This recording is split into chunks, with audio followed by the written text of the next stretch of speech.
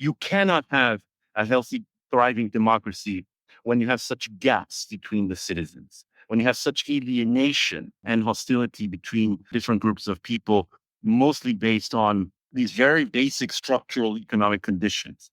And so what happens is that a demagogue sweeps in and starts telling people stories. He tells them stories about the immigrants, and he tells them stories about what the world is doing to them, everybody except the people who are actually causing the situation to be what it is inside the country. And that is very often the story of how fascists rose to power.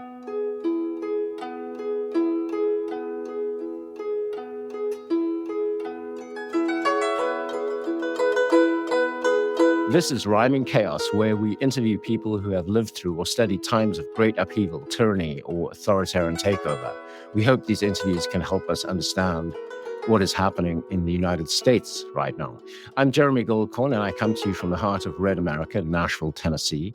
And I'm joined today by my co-host, Maria Repnikova, who is also in the American South in Atlanta, Georgia. We know each other through our interest in China. She's a scholar of authoritarianism and other things, and I'm a journalist and media entrepreneur who lived in China for 20 years. She's from Latvia, and I'm from South Africa, Musk and apartheid era South Africa. And so we're both raised under authoritarian rule. So I think we both knew how bad things would get within days of Trump taking office in January, hence this podcast, because we think there is much to learn from other countries and other times. So how bad is it right now, Maria? We're talking November 3, 2025. Well, the government is still shut down. Things are a little eerie. I was just in Washington for supposedly congressional briefings, but nobody came, and it got moved to a different building, and the whole thing just felt quite dystopian. And then I went to Latvia, where a lot of people mentioned that Trump gave rise or permission to the use of certain rhetoric that's very right-wing. So there are all kinds of individuals rising up in politics who are much more nationalistic, and they're using very similar language to him. So this phenomenon of kind of transnational adaptation of his tactics and just using him as an excuse to promote certain views seems to be really taking off. So we'll talk more about this in the podcast today as well. Awesome. So this is going to be really sunny, everybody. Yes. Very exciting. So today we have a wonderful guest. Our guest is Moshik Temkin, a historian and currently distinguished visiting professor of leadership and history at Schwarzman College, Tsinghua University, and a faculty affiliate at Harvard University's Belfer Center for Science and International Affairs. He's the author of the Sacco-Vanzetti Affair, America on Trial, and Warriors, Rebels, and Saints, The Art of Leadership from Machiavelli to Malcolm X. Based on a course which he taught at Harvard for over a decade, it's a deep dive into how we define, seek, and become leaders. I first got to know Moshik on Twitter as he writes poignant commentary on political matters in the US and beyond. Welcome to the show. Oh, thank you very much for having me. So let's get straight to the topic. Without giving too many spoilers for your book, can you define for us leadership? Because your book, Warriors, Rebels, and Saints, takes a much more expansive approach to the idea of a leader than perhaps what we're used to from other sources. Thank you. I'm happy to give spoilers from my book. The book, as you point out, Warriors, Rebels, and Saints, is based on my teaching of leadership and history, which I started at Harvard several years ago and since been teaching in different places in the world. And my approach is, whereas I think a lot of studies and writing about leadership have to do with management, have to do with business, psychology, of the different fields, I really wanted to take a historical approach and see what are the best laboratory that we have really for examining crisis situations, authoritarian situations, different challenges, problems, and crises that we have faced, and to see what kind of leadership lessons we can take from them. That's really what sort of underpins the teaching and the book. And I think whereas a lot of writers, people who write about leadership focus on great leaders, the so-called great men in history, I have a little bit of that, but really I wanted to see leadership in all its dimensions. So there's a lot in the book about, anonymous leadership, collective leadership, leadership of people's names we don't know, be resistance leaders. It can be people who are forgotten, shouldn't be forgotten. So I wanted to second kind of some bottom-up leadership as well as from high on up. And I'm hoping that offers some, not just caution, not just warning about the problems that we face today, but also some hope, even inspiration and modeling for, situations in the past that might teach us something about where we are today.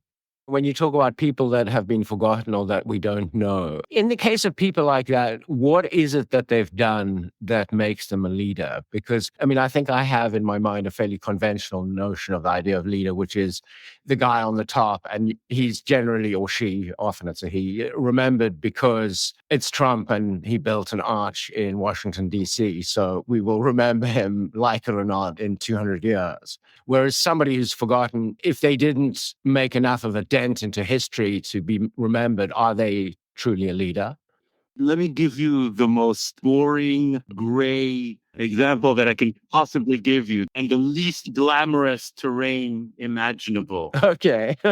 So, in the United States in 1965, there was Johnson administration that Johnson was kind of itching to really escalate the war in Vietnam. And they sought congressional approval. This is back in the naive days when Congress actually mattered beyond being a place of total dysfunction. But the Congress took a vote on the Gulf of Tonkin Resolution, right? That there was this report that the U.S. warship, the Maddox, had been attacked in international waters by North Vietnam.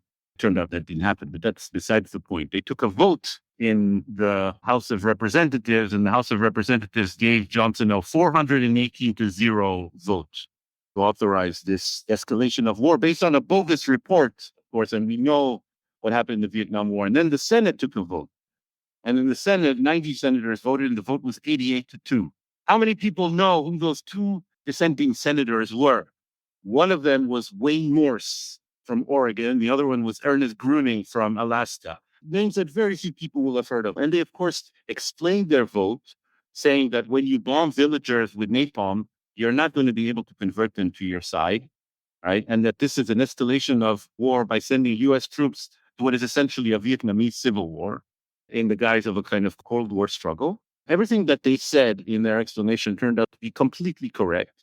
The Johnson administration was fatally wrong, as were the overwhelming majority of Congress that voted to simply give the president sort of authorization to intervene in the war in Vietnam.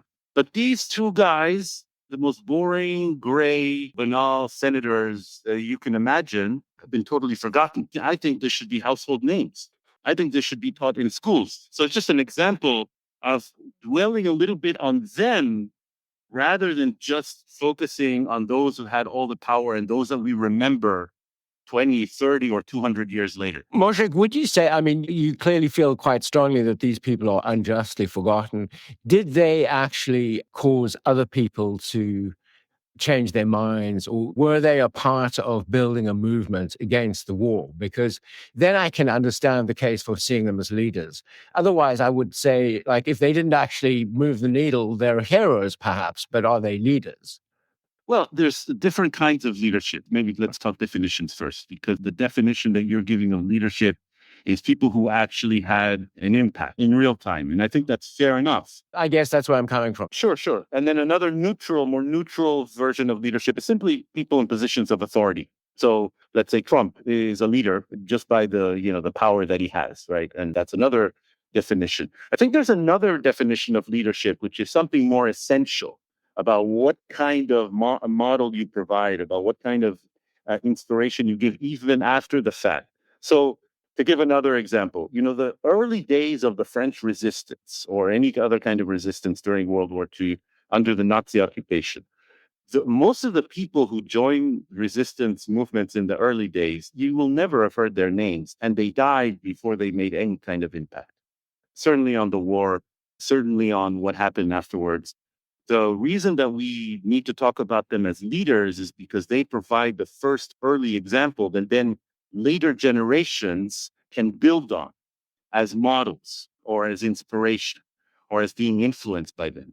So we can see that the leadership, it has a prophetic component. It has an inspirational component. Another example is Malcolm X, that I write about. He's actually in the title of the book.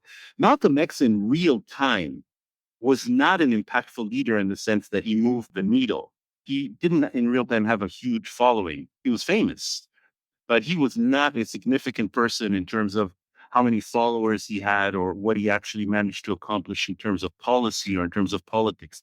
His importance is very much has to do with what happens after his death. right? With what people made of his ideas, made of his inspiration, and the way that the legacy carries on. So I think you can look at that at different levels. There's the high level of fame, suffragists who in real time were simply starved or beaten and thrown in prison. Some of them we never heard of. Civil rights activists who we never heard of. People who fought against colonialism in India or African countries and other places who died before and moving any kind of needle, right? We only realize their importance later on. And we have to recognize not only those who are already taught in schools, who are already considered, great leaders, men on horses, that sort of thing, but those who might provide us with inspiration for challenges that we have today that we otherwise would never have heard of. So somebody who is a writer and ends up producing sort of controversial ideas at that time, but they're very inspirational, they're taken up by people much, much later, that'd be considered an example of leadership as well, right? Another example is, the Dominican Republic had the dictatorship of Trujillo, since we're talking about authoritarianism, one of the most gruesome dictatorships that Latin America has seen. And Latin America has seen many gruesome dictatorships. 31 years of being either directly dictator or having puppet presidents. He, among other things, toward the end of his dictatorship, had the Mirabal sisters killed. And the Mirabal sisters were basically rebels inside the Dominican Republic. They weren't able to overthrow the government. They resisted. They were activists. They were murdered. And then after their murder, this was seen as a catalyst for a tipping point, if you will, for enough anger and resistance against the Trujillo regime to finally topple it over. So were the Mirabal sisters leaders? In real time, they were operating, especially because they were operating under a dictatorship, they were very limited in what they could do, right? But their importance is more about the model that they provide, right? The inspiration that they give, and then the ability to build on their example once you exit from the authoritarian regime into let's say if you are in a democracy or some kind of democracy, you have something to build on, some alternative to the authoritarians that you can say, these are the sorts of people that actually we should consider our leaders rather than these autocrats that we had in power. That makes sense. Yeah. Moshik, you trace in your work how historical narratives shape our understanding of leadership, from Machiavelli's immoral prince to Napoleon's warrior genius. How do you see the Trump phenomenon fitting into these historical patterns? And what does it tell us about the myths that Americans are susceptible to? Okay, so this will reveal my bias in how I analyze both the present and the past. That's what we want. That's what you're here for. Reveal your biases. We have this eternal debate, which I think runs through my book, but it also runs through anytime we talk about even someone like Trump. So is it the leader who makes the history, or is it the history that makes the leader, right? So should we focus on Trump as this larger than life actor who is totally changing the world, I don't know, destroying democracy, all the whole list of things that one wants to go through when talking about him, and focus on the individual Trump, right? What makes him tick? What does he want? What are his plans? What sort of person is he? All this kind of stuff. The other way of looking at it is really trying to understand the circumstances, the structural factors, the social, economic, and political reasons for why we even have such a character in such power in the first place. And I think most writing about leadership in history is really in that first category, focusing on the leader, on the individual. We're in a very individualistic society with an emphasis on individualism and the impact of one man. And we're all sort of atomized individuals competing against each other in the society. That's kind of the ethos we all live in.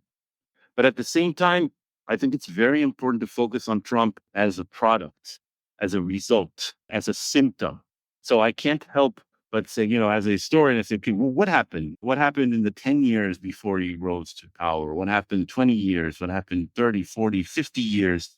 What processes do we see that help us to explain the rise of such a person? So I'm looking at the Trump phenomenon, if you will, and I think Trump himself, to me, is not very interesting as a person or as a leader.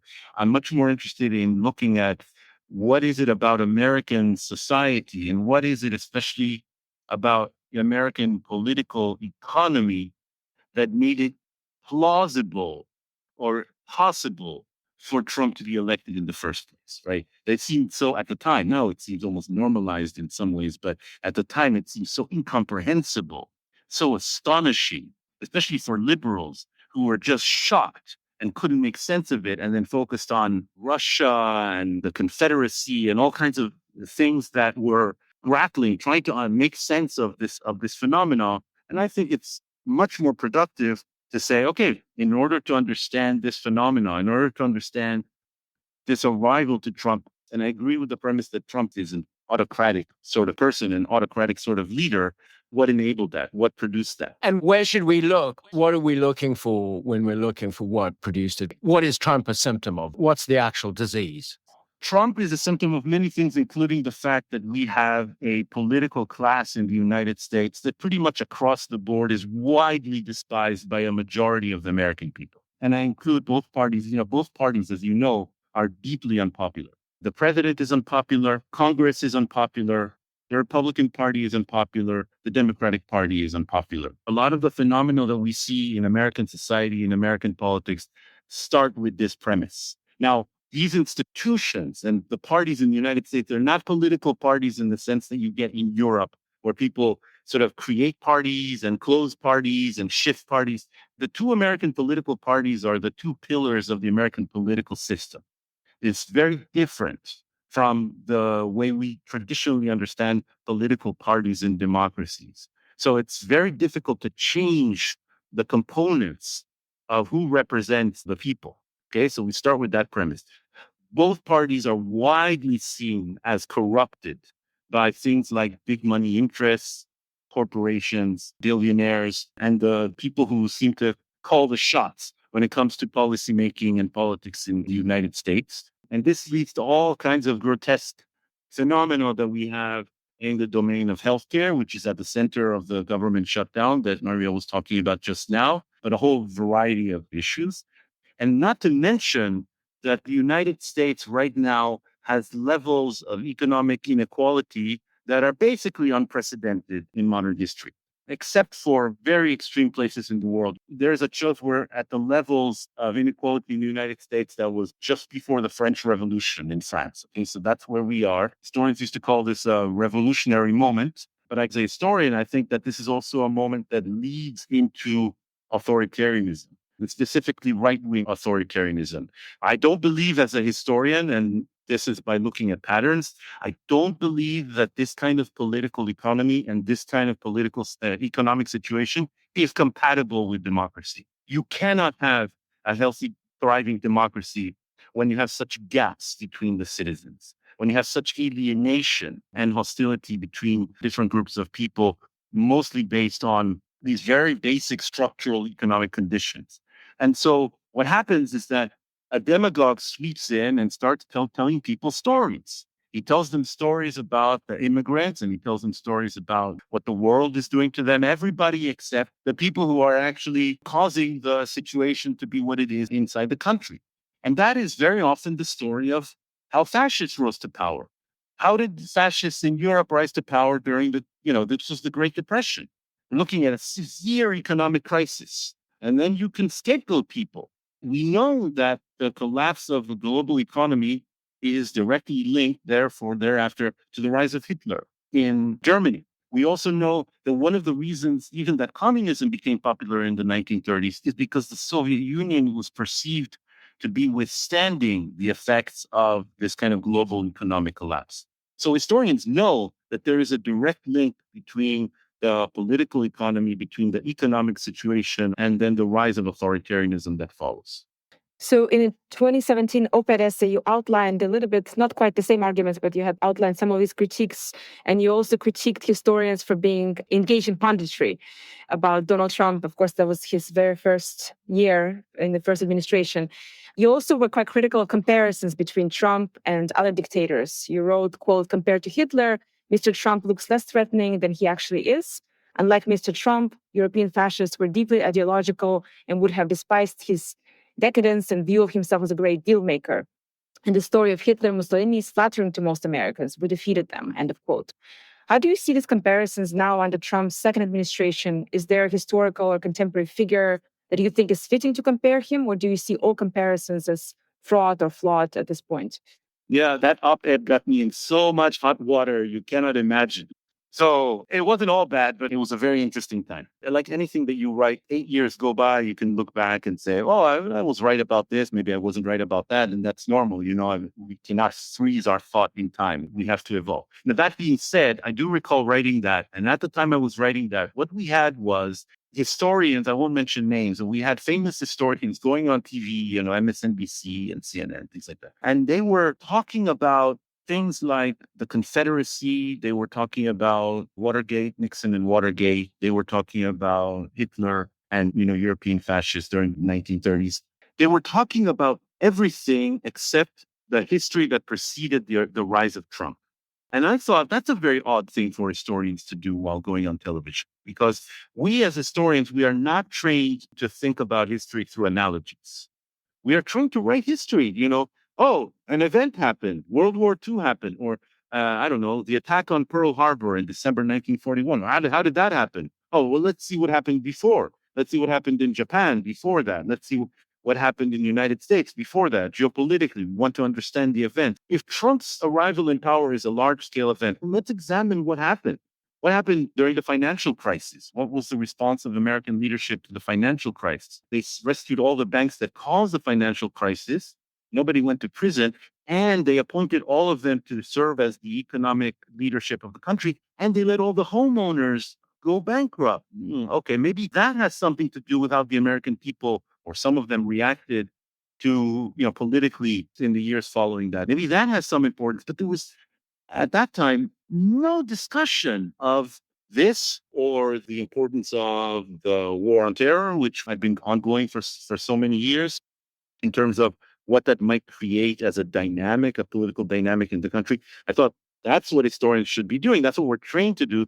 That can be our contribution as pundits, right? What I didn't understand is why historians were going on television and asked to make analogies. And the analogies are not explanations of why something happens. Moshik, it's interesting because that's a tension, actually, I think we explore on this podcast. Obviously, the name is Rhyming Chaos, which is, history doesn't repeat itself, but it rhymes. And we are making a fairly explicit comparison in most of our shows with different autocratic leaders and Trump, or different time periods and our current moment. And it's always tough because an analogy is easy to understand and therefore misleading. But also sometimes it does help you to sort of figure it out. What I find in the United States is people seem so sort of insulated from history. Like anybody younger than about 75 on a personal level may have had to deal with issues. And I'm not saying there's not poverty or anything, but most people have had it so easy here. And life is, generally speaking, pretty damn good compared to most parts of the world. It feels like there's a sense that history can't happen here, let alone dictatorship, which is why I think analogies can be useful. I think that's why the media crave them. Does that make sense? Yeah, I mean, I don't avoid using analogies. I don't want to make the case that analogies are taboo. And I've written quite a bit about this. In fact, especially after that op-ed, a couple of years later, I wrote a much longer piece in Aeon magazine, in which I tried to make a case for the constructive use of analogies, which is along the lines, Jeremy, of what you were talking about. Really a sort of a starting point for getting us to think about where we are, right? To get our bearings, right? Is it like this? Is it like that? And what happened in a particular historical situation? Let's say, I don't know, previous cases of authoritarianism in the world. What can we learn from that about our own case? How similar or different is, let's say, the United States from, I don't know, the Tsarist Russia or Germany or Italy under fascism? What can we learn? And I think especially analogies are important in terms of consciousness raising, right? Oh, it can be alarming. So if we say we have these concentration camps, yes, and people use the term concentration camps precisely because it rings a bell and it means something to people to talk about concentration camps. I think that in that sense, an analogy can be very helpful because you're saying we are behaving in a very similar way to authoritarian regimes in the past that have used concentration camps. I mean, we have them to some extent. So I think the analogies can be useful. As for the insulation from history, I think there is a a large segment of this country, this is my impression, it's hard to speak, about 350 million people. Obviously, that's an absurd generalization on my part. Yeah. We all do it. We all do it. I think there's a large segment of this country that does see the things that way. Oh, overall things are much better than they used to be. Very wealthy country. We live in privilege. But that can be very misleading because in my world, I'm sure I'm in a very nice, wealthy place. I'm personally doing well, and my friends are doing well. It can be easy or tempting to simply be totally bewildered by all the bitterness, resentment, and anger out there and just treat it as a neurosis or sort of fake consciousness or something like that. But I think that we can measure the gaps between people. I pointed it out before. It's not so much about how many people live in poverty, certainly maybe less or more, probably less than in past periods that we could point out. It's more about where do people live in comparison to those in society that they perceive as having a lot of power? Okay, so when they see the elites of our country behaving the way that they are in terms of, for example, the outsized influence of very wealthy people on our politics versus a feeling of helplessness or alienation toward the political system. When they see a kind of technology or science that is really advancing at astronomical rates, most people either don't access this or don't understand it and certainly don't profit from it. In fact, they see it as turned against them or used against them. Then you have a lot of suspicion and anger towards experts, towards the scientific community. And that legitimizes, of course, what now is happening, in which the administration is clearly targeting the scientific community, the medical community, in what seems to be totally gratuitous ways. And it's applauded by segments of our population that has somehow become convinced that these people are hostile to them or exploited towards them and certainly don't help them in any way. So again, I think my role as a historian is not simply to sit in judgment of these people's foolishness or ignorance or what have you, but to really try to understand the phenomena. And especially, what kind of responsibility do we, the so-called elites, have in creating whatever situation we have today in the country that may have enabled this? So you can see that I talk about, since you started by asking about Trump, I'm really trying to get people to think in some depth about Trump, not as something that landed on us from 1930s Germany or from outer space or something that somehow outside of history or some weird phenomenon, but really a very homegrown product of our society. Right? He's been elected twice now. So we have to reckon with that. Now, it's also true that we have a really messed up anti-democratic political system, especially an electoral system.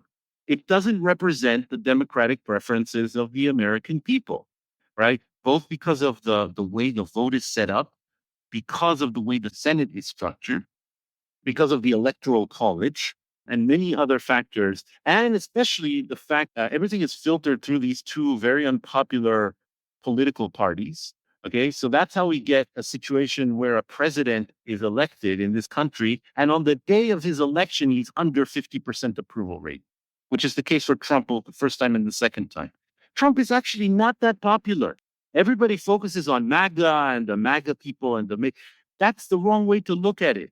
The way to look at it is, how do we get into a situation where most Americans, more than 50% of Americans, find Trump to be completely objectionable and they don't like him, and yet he's our president? What kind of democracy is that? That's already just structurally, you're approaching a form of authoritarianism. What is it about the Democratic Party that makes it incapable of taking advantage of this moment? I mean, surely with these numbers, if you were a Martian and you came and you saw these numbers, you'd think, well, the Democratic Party surely has an opportunity, and they seem to be running around like a headless chicken. I agree with that. I think the Democratic Party is a very sad story. I don't think they particularly like power or governing. I don't think that's what they're mostly interested in. I think they're mostly interested in I don't want to say all of them, but their leadership seems to be mostly interested in fundraising, in maintaining their own power and their seats. They certainly have not provided a transformational vision or a real alternative to Trumpism that they've articulated to the American people. And it's already been 10 years now, right? both in 2020 and then again in 2024, they basically proposed to the American people, as far as I can tell, a return to normalcy, right? So it was like, Trump is crazy. We're going to take American society back into, I guess, the days of Obama, maybe. That's wanting to take or saying or implying that you're taking people back to the days that led to the rise of Trump in the first place. So it doesn't really change anything. Now, additionally, the Democrats, they're even less popular than the Republicans. It's hard to capture power when the people in power, these autocrats, they are autocrats in power. Let me be clear. The United States right now is governed and ruled, not even governed, they're not governing. They're ruling. We are ruled by autocrats. We're not an autocratic society totally. We have a lot of things in American society which are very democratic, I think. So it's not a totally autocratic situation. But the people in power are certainly autocratic in their instincts, in their behavior, in their policies, and their preferences, and starting with the president. So they're not very popular. But the Democrats are not very popular either. They're still perceived to be very detached from people's needs. They are very much wedded to primarily to corporate interests and the interests of their biggest donors. They don't provide very inspirational leadership at the national level. The few attempts that are done to try to penetrate into that world, candidates who present themselves in the party as alternatives to that kind of paradigm or that kind of typical democratic way of thinking are immediately, they try to crush them. They try to defeat them and crush them. And you can see it in New York City right now. We're having the election in New York City. Everybody's talking about that. You have a guy who wins the Democratic primary, and then most of the Democratic leadership is incapable of endorsing him. And not just that, he's wildly popular. Of course, but that's the problem. Mhm. You would think that they wouldn't endorse him because he's not popular. The problem is that he's too popular. Right. No, it's true. Yeah. I mean, they want to be popular, but not that way, not by actually, doing things that help. Also, I mean, he says things that upset some donors, right? I mean, some of his... Well, that's putting it mildly. Jeremy, I Yeah. think what upset the donors, and here I'm really going to get into trouble. In my opinion, if you actually look at the policies, if you're a social democrat in Europe, a typical European country with a welfare state, and you look at what these guys are proposing, Mamdani and some others, that doesn't seem that wild. It seems like what a lot of European countries did in the 1950s when they were run by conservatives. It's not communism. It's not the Soviet Union. Anybody with half a brain knows that, right? That has nothing to do with that. I think the real issue is that Mamdani is one of those alternative candidates who has signaled that he will not be taking his marching orders from these donors and that he doesn't want their money. And so I think that's the real threat. It's not about his policies per se. They're not crazy about his policies. It's not that. It's the fact that he's too independent from the system. So then you have this fury directed at him. I'm not talking about the stuff about the Middle East or Palestine or Israel. I'm talking more about everything having to do with the New York City itself. Who is going to run New York City and for whom will it be run? Okay. I think that there the problem is that Mamdani is, in a sense, as you point out, Jeremy, is wildly popular among people who traditionally have very little power and influence on the political system. And that's really what I think drives a lot of these power brokers crazy about him. So it'll be interesting to see what happens, not just on Tuesday, but let's say if he gets elected, what kind of situation he's going to encounter. Forget about Republicans and Trump, from the party itself that he's supposedly representing. There's some signals that maybe there's a bit of a capture attempt going on with Obama, offering to meet him. And there's some, of course, it's all rumors, but just the idea of kind of effort to captivate him and to engage him in their own agenda. Yes. Obama didn't endorse him, by the way. Right. Yeah. He didn't endorse him. He just said, I talked to him on the phone and I'll be a sounding board for him and I'm happy to talk But to him. no endorsement.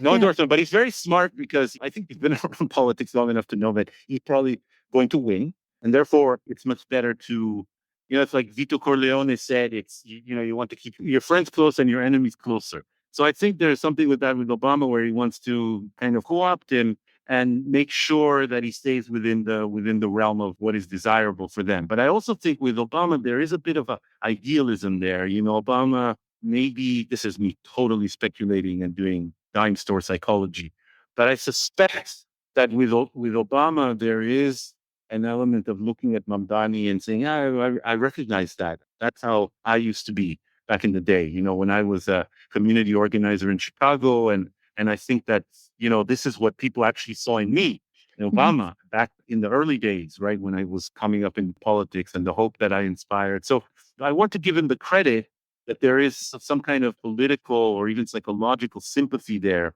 for the kind of candidacy that Mamdani represents. Interesting. Exciting day tomorrow. To change topics just a little bit, historically, people often survived horrible events through seemingly small-scale, courageous heroism. And I guess we can also think about it in some ways as potential leadership. I think of my grandmother being saved from the ghetto in Belarus by a local Belarusian family. When I went back to meet the descendants of her saviors, a husband of one of them said to me that these days, nobody would take a risk to hide a Jew or to do this kind of brave act of helping someone who is in such a politically fraught situation. And it made me wonder what makes an ordinary person take such an unusually extreme act or risky act of saving someone's life. Why do some people demonstrate this character seemingly almost randomly and others don't? Most people don't. And we associate some people with courage, and then we try to kind of analyze and see where does it come from. And it's very hard sometimes to determine what makes somebody courageous or potentially a small-scale leader in that moment. Do you have any clues to these questions from your research for the book, especially from this kind of ground-up, small-scale leadership acts that you also analyze? Yeah, that's a great question. It's hard to answer because it really takes us into the human nature, what makes us tick, what are people like, actually, right? Beyond all the politics. So the truth is that I know that they said, well, today no one would hide a Jew. The truth is that even then, most people wouldn't hide a Jew. And if you look at resistance movements, or you forget about resistance movement, even helping people survive during World War II in the darkest days, in the most frightening, difficult situations, relatively few people took that risk. In a situation of totalitarianism, fascism, war, when even, any kind of resistance to the authorities means that you're risking your life, most people's instincts, and it's understandable, is to survive. You keep your head down. You don't say anything. You just make sure that you're okay. Your family, if you can, is okay. And you're certainly not going to risk life and limb for people that you don't know, and sometimes for people that you do know. But we also know that some people did do those things that you just mentioned. Some people, even people with families, just were heroes. And again, this goes back to what we were talking about before. A lot of times we don't know who they were. We don't know their names. They're not famous. They're not rich. Nobody rewarded them for it. Nobody wrote books about them or taught about them, specifically their names at school. They just did it. And many of them did it. And then they were they didn't survive. They were punished, killed, or, whatever. So we have to explain that. My explanation is that there is an element of decency that we have to account for. It's just fundamental human decency, right? So if you're someone like Noam Chomsky, right? Noam Chomsky, who has been an influence on me in how, not so much about his geopolitical analyses, but more about his understanding of how humans interact with each other, and how we use language, how we communicate, right? How we evolved.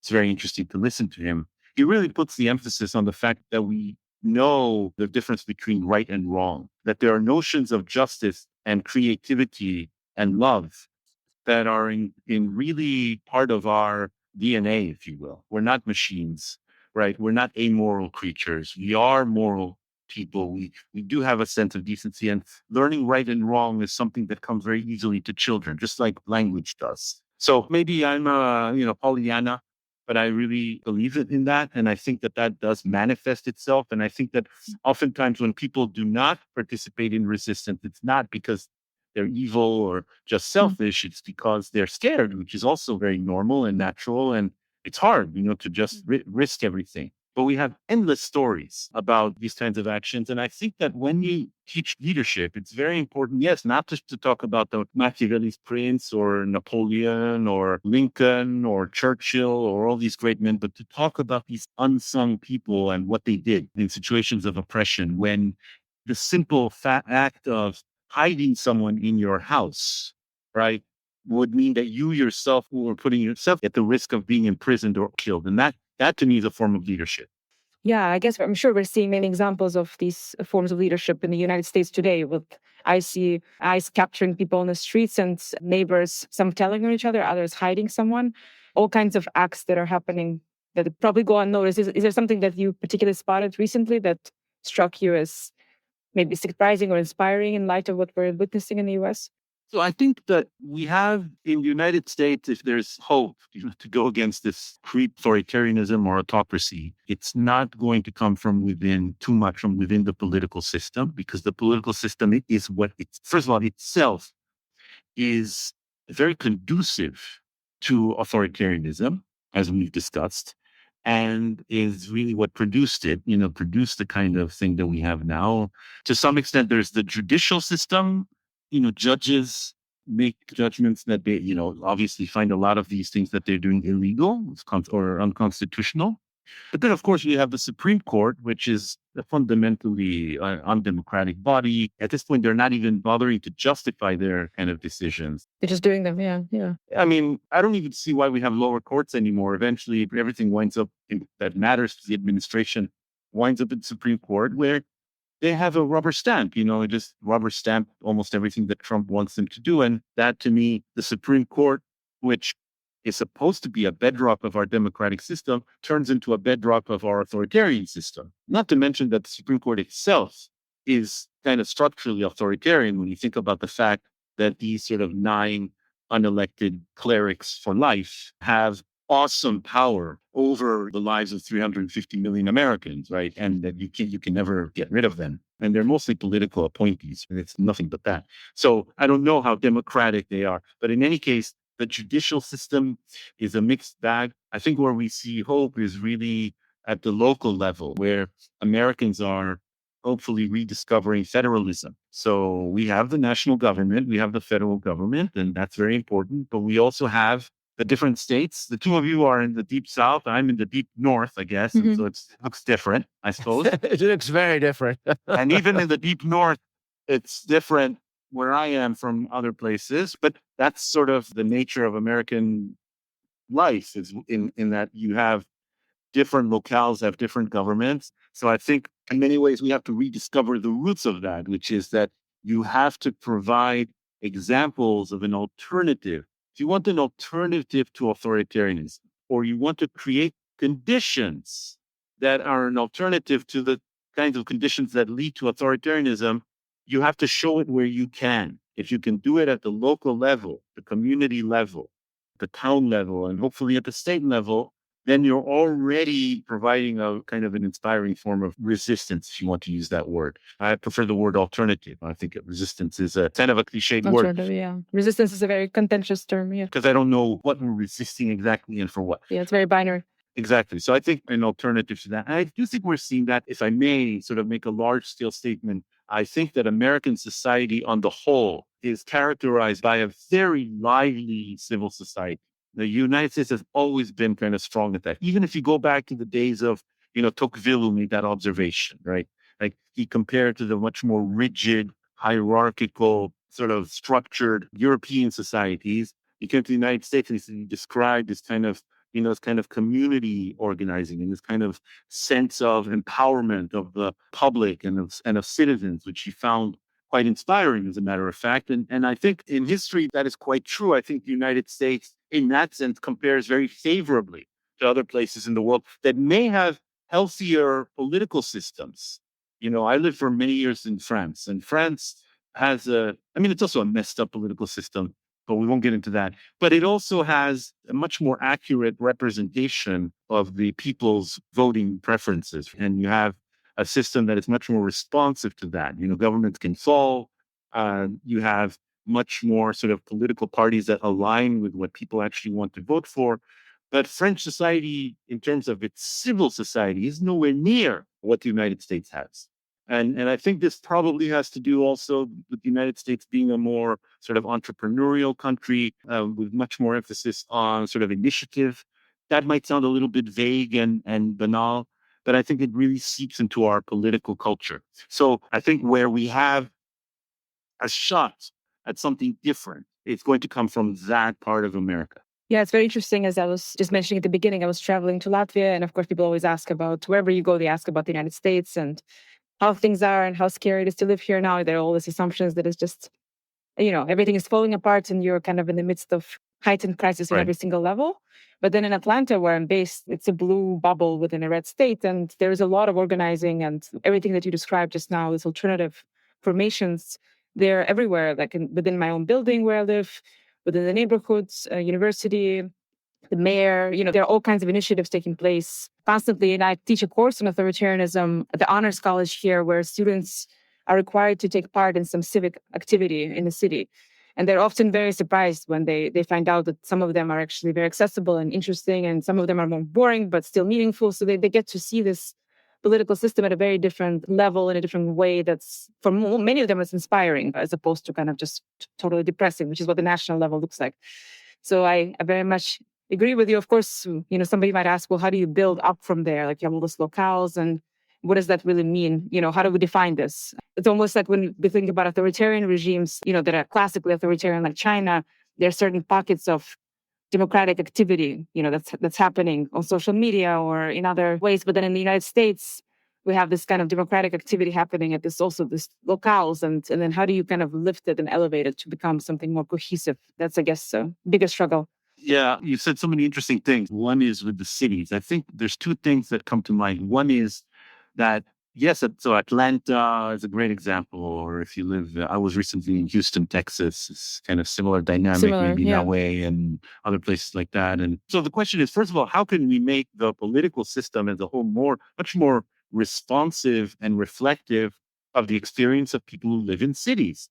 You see, it's not possible that one state that has, I don't know, 600,000 people has more power because of the congressional structure than just one county in Los Angeles or, somewhere like Atlanta or New York for that matter. It's just very skewed. We have the cities in America, but the cities or Washington, D.C. doesn't even have political representation. It's just ruled on high by the Congress. So I think that that's one problem. The other is, as you said, how do we then get that model of American cities, which are multicultural, diverse, and have these good things going for them, to the national level? Because right now, as you see, it's not an accident that these autocrats are targeting the cities, right? They're sending military into the cities, not because the cities are crime infested, but because those cities are threats to the model that they're presenting. They hate actually the experience of what those cities are proposing and the alternative model that they're proposing politically, socially, culturally, and so on.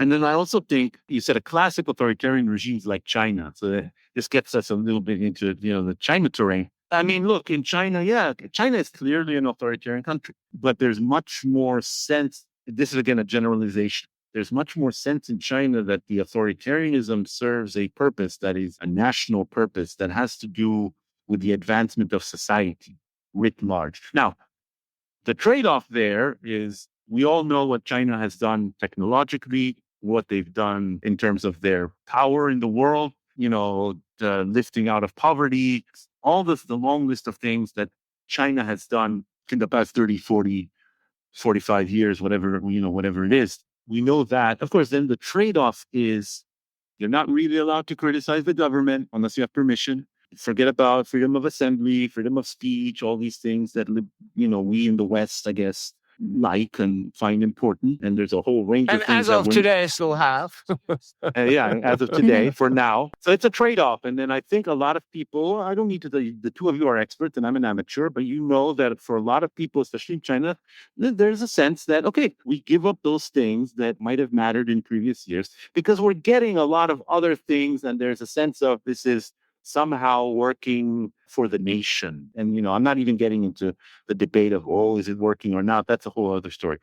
I think in the United States... I think Maria and I would both agree with that. I don't think you said anything we would contest. Okay, I think in the United States, we have none of that because I think the authoritarianism, to the degree that we have it, it's not as authoritarian as China structurally, but the authoritarianism is not there to serve society as a whole. It seems to be there to serve particular groups or particular interests. To line the grifters' pockets, basically. Yeah, you're saying it more bluntly than I am, to serve even specific people or friends or cronies, and especially to maintain a kind of political alignment that doesn't serve the public as a whole. And that's what we're seeing now with the government shutdown is an example of this, but it's not the only one. So I think that we don't have in America, ironically, part of the resistance to authoritarianism, if you will, is that no, people are not going to accept the trade-off of losing their freedom of assembly and free speech because we're not getting the infrastructure. We're not getting all the sort of economic issues that you could say, well, you're getting through authoritarianism in the Chinese sense. So I think that authoritarianism, ironically, for it to really work, to succeed, it has to have it has to have more legitimacy. It has to have more support. And it doesn't have enough support in the United States. I mean, the United States I don't believe that the people are going to simply roll over and accept authoritarianism if it means what we have now, basically. You're working on a new book, Undesirables, Travel Control and Surveillance in an Age of Global Politics, which sounds like it'll combine a number of my interests. Can you tell us more about it? Is there an emerging argument you're making in the book, and does it relate to the current moment of increasingly restrictive border policies? Yeah. Well, thank you for asking. So when I started writing that book a few years ago, and I thought it was very relevant, and now I'm still working on it, and I think it's relevant now. So it's sort of evergreen. The book is about the ways in which, especially during the Cold War, there was, on the one hand, a rise in transnational political activism on the part of, this is especially in the era of the Vietnam War and global anti-colonial movements. So Malcolm X is a kind of a protagonist of this story, as are some others, where they're traveling around the world trying to rally between different causes that are happening in different places, whether it's in Africa, Asia, the United States, and so on. And there's actually quite a lot of literature about people and those movements. And what has not so much been studied is the way that states, in particular the United States, but also other countries in Europe, etc., were increasing their surveillance and control of travel. And so that's what I'm trying to write about, is the ways in which actually a lot of this activism was stifled, controlled, and even criminalized by states that were really focused on maintaining their authority and the way that they perceive their sort of sovereignty and separation from global issues that they considered threatening to their own power.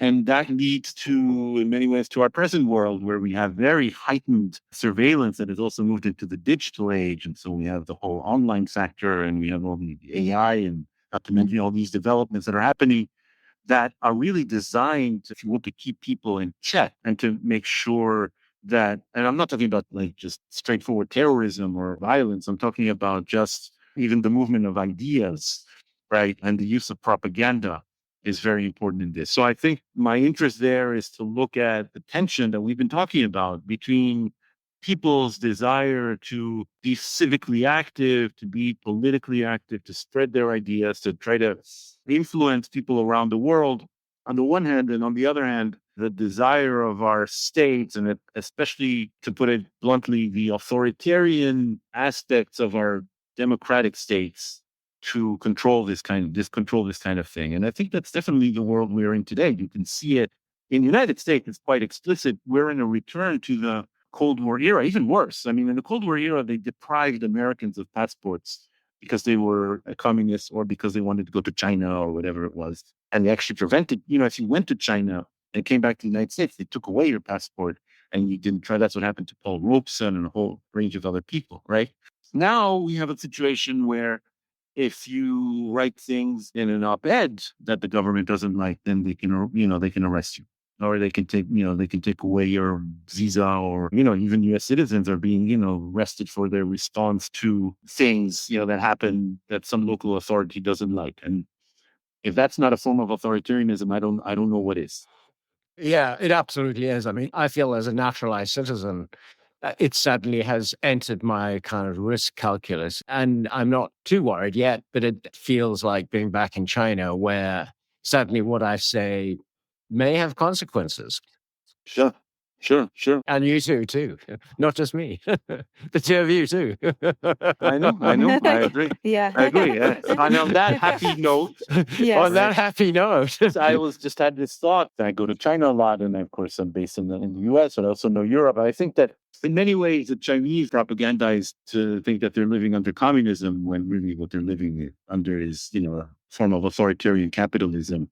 And Americans are propagandized to think they're living in a democracy, when actually they're increasingly also living in a form of authoritarian capitalism.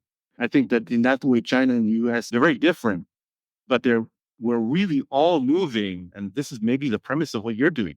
We're really all moving in an authoritarian direction, right? China, which was already authoritarian, becoming more authoritarian. And the United States, just democratic, is becoming more authoritarian. And since we all know the thing that is hovering over all of us is the US-China dominance, and this is the future, and everybody has to kind of live in this US-China melodrama, right? We are going to be increasingly all living in one form or another of an authoritarian regime or an authoritarian culture. Yeah, this makes me think of all the friends discussing places to escape, and there's no right place, no good place. That's quite Inner Mongolia. Okay. I don't know about that. Well, in a tent with no internet connection. Yeah, there I'm Yeah. safe. I feel Okay. just being protected by the locals in Inner Mongolia. That would That's be going to be great. an inspiration for the listeners to go to Inner Mongolia Exactly. if all other roads fail. The Rhyming K is produced by me, Maria Repnikova. And me, Jeremy Goldkorn. The show is edited by Cadre Scripts. The theme music is Paperboy, composed and performed on the guzheng by Wu Fei. Our closing music is Eric Satie's Gymno Pedi No. 1, arranged and performed by Wu Fei. Our cover art is by Li Lin Fei. Please subscribe wherever you get your podcasts. Leave us a review. And if you like what we're doing, please take out a paid subscription at rhymingchaos.com. Thank you so much again, Moshik. This was fascinating and very, very rich on many levels for our listeners and for ourselves. Oh, thank you for having me. Thank you, Moshik. No, thank you.